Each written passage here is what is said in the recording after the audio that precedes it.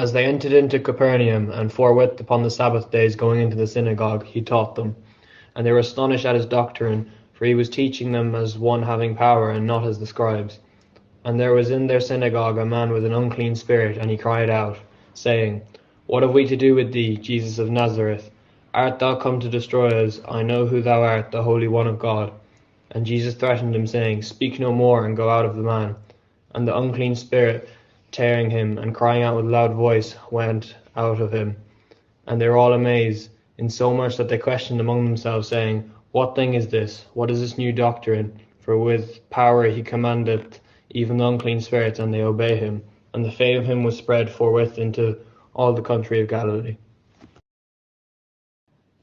On my wish list, since my youth, I hope to visit the Holy Land, the pinnacle of a Christian journey to walk in Jesus' footsteps.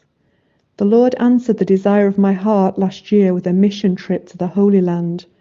On a day trip to the Jordan, the group were dunking their feet in the water, the priest pouring water on top of their heads and blessing them. There was so much noise with people being baptized, I decided to find a quiet spot and ponder Jesus baptized by John the Baptist. Enjoying the peace and quiet for a moment.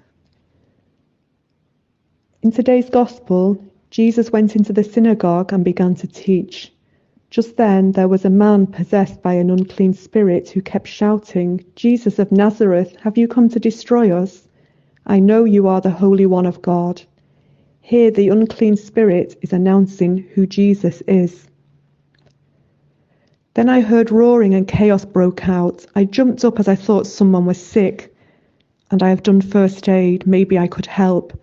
On coming close to the scene, I realized there was someone with an unclean spirit. A group of people were gathered around shouting for an exorcist priest, but to no avail. The man looked as if he were convulsing or experiencing an epileptic fit. I walked away quietly and started to pray. Jesus heard the prayer. A few minutes later, there was a still silence. People thought the man had died. He lay down for a while and sat up free from the demon. Jesus liberated him. It was wonderful to witness this healing, for nothing is impossible with God. All that is needed is servant authority. Thank you and God bless you, Goretti.